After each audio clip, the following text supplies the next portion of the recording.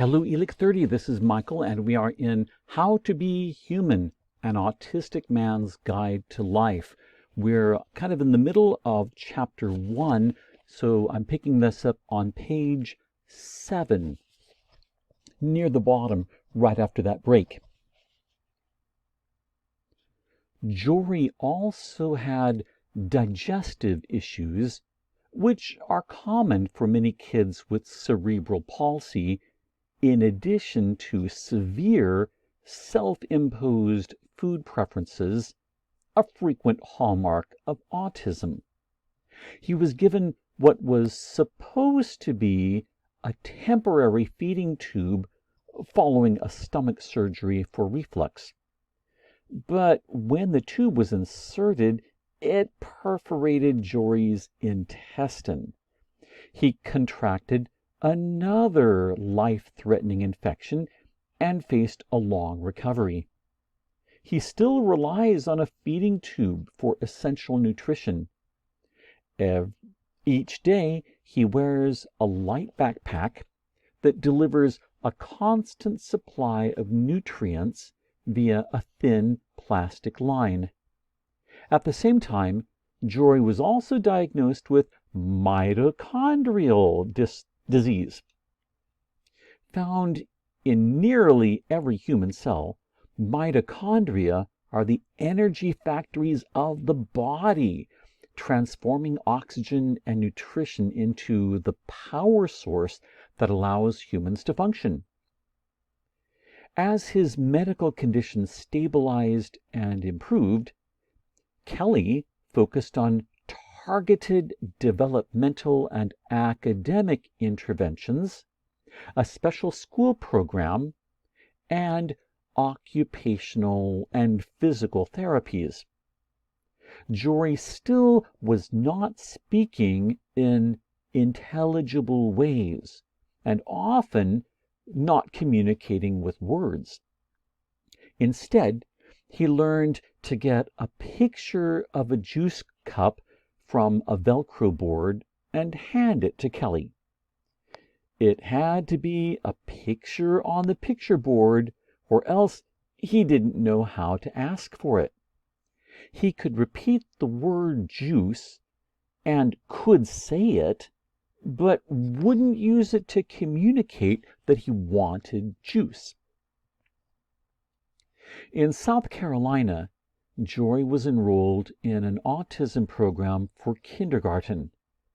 After 1 year, however, the program disbanded, and Jory was mainstreamed into a regular classroom. He hated it. When the bus would come to pick him up, he would just scream, Kelly remembers. At school, he often walked the halls with an aide. It took me a while to learn that being around other kids seemed to shut him down entirely. He would withdraw into himself and want to get away. We had hit a real roadblock during those years, Kelly continues. Everything was so stressful and upsetting to him. I can't imagine what it's like if you feel that the whole world is just bombarding you and you are upset the whole time. Little kids learn so much by watching people around them, but he spent his time throwing himself on the floor and screaming. And after it was over, he still wasn't watching. Every small thing had to be taught to him in little, broken up steps. Even today, a package that needs to be opened or something that has to be put together, he has a really hard time with, especially the more practical it is. At age 8, at the start of 2nd grade, Kelly decided to try to homeschool Jory. When I started to homeschool him, he began to learn a lot faster and read a lot faster. I think the reading really helped him with his speech development because he could see, oh, these words go together to mean something. But she adds, I can say things to him now, and he still doesn't understand what I'm saying. He doesn't process it. And he is aware of that. He tries to look at me. I'll tell him something, and I'll ask, what did I just say? And he'll respond, and it will not be what I said. A central struggle was any type of sequential direction. Telling him to go to the laundry room and turn the light on. We might get one of those things done. For a long time, until well into the teenage years, I couldn't give him more than one instruction at a time. Those challenges continue today. Recently, Kelly asked Jory to see if a store had something they needed. Jory returned empty-handed, but assured Kelly, yes, they have it. What clicked with homeschooling was the structure, but also the mental breaks. It was very much at his own pace and what his mind could handle. When his brain needed a break, the learning stopped. Kelly became not only Jory's sole teacher, but his therapy coordinator and the person who eventually pushed him beyond his comfort zone. She recalls having to be on it all the time. Every moment was a teachable moment. And her every moment belonged to Jory. It takes over your entire life. I couldn't have my career anymore. I didn't have a social life. She is also very clear that her route is not for everyone. It may not be feasible, nor is it necessarily the best solution. My best hope at one point was for him to finish high school. Then, once I realized he was learning a lot and was able to take a couple of college courses in high school, I started to believe he could go to college with support. I thought if he finished with a degree, I would be so happy. I never thought he would win a Truman Scholarship or a Rhodes Scholarship. Jory was awarded both. Jory's intellect wasn't always visible, even to Kelly. He's got some kind of ridiculous genius brain that is not shown to anyone, she explains. One reason that Jory's brain stayed hidden was that he did not share his thinking in traditional ways. Until he was about 18, he did not enjoy speaking and did not want to engage in conversations. He thought of verbal communication as necessary only to exchange information. Otherwise, he didn't see the point. But Kelly adds, it never occurred to me that having autism could be a bonus later for high-pressure interviews. He doesn't feel the pressure. He can just block everything else out. When he speaks, Jory is also, in Kelly's words, brutally honest. He can't lie. He is going to give a very blunt, honest answer.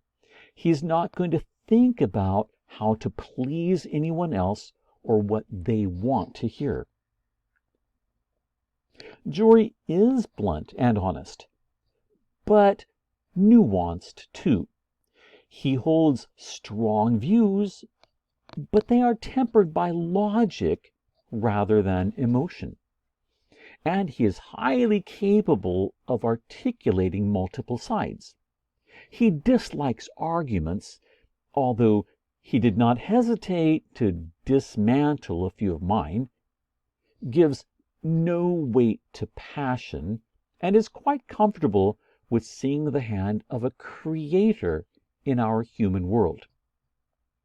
He is also acutely aware of his own perceived shortcomings, whether it is a lack of emotional acuity, a tendency to interrupt, or the need for constant vigilance to monitor what he says and how he says it, lest he risk offending or, as he puts it, bulldozing someone else. But there were times as I listened to him speak so critically of himself that my own heart ached for him, a 25-year-old who not so long ago could not find the words to ask for a cup of juice and could only string words together.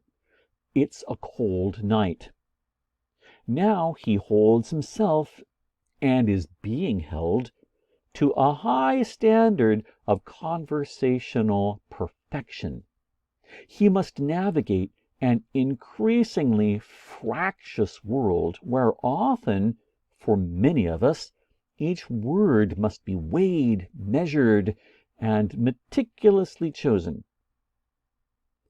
When Jory and I sat together for an evensong service in the Worcester College Chapel in Oxford, amid the centuries-old, densely carved dark wood, with candles glowing, and a colorful imaginary kingdom of painted plants and animals almost dancing on the walls in the flickering light, I listened to the chaplain recite the Lord's Prayer.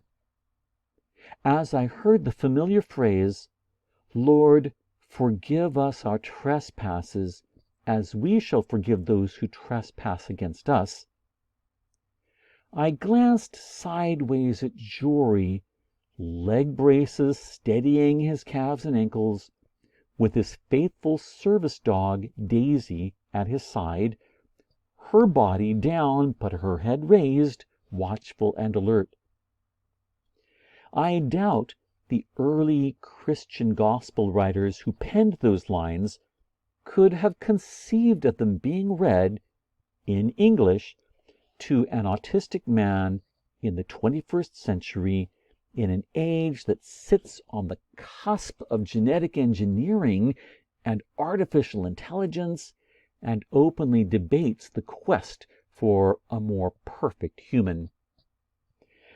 But here we are. Who among us will define the concepts of intelligence and perfection? And how?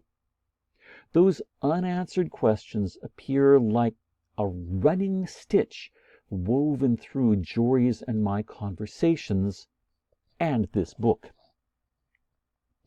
I like to think that Jory came to enjoy and perhaps even look forward to our conversations, which traversed everything from the finer points of philosophy to our mutual dislike of the smell of geese poop. I know that I did. In Jory's pages, in addition to a fair number of big ideas, we discuss such assorted topics as emoticons, pundits, manuals for college peer leaders, and role models. And through it all, he tells his own story. We delve into his perception of what allowed him to gradually surface and remain engaged for longer stretches in a neurotypical world.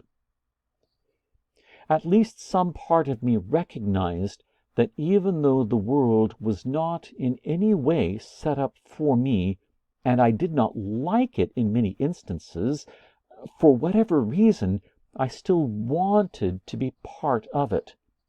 To be a part of it, you have to play by the rules that the larger system constructs, but you always have the freedom of your own internal space, which you can cultivate apart from that. This is a journey to that inner space. I am humbled and grateful that Jory has shared it with me. What follows in these pages are my best efforts to share it with you. And that's the end of chapter 1.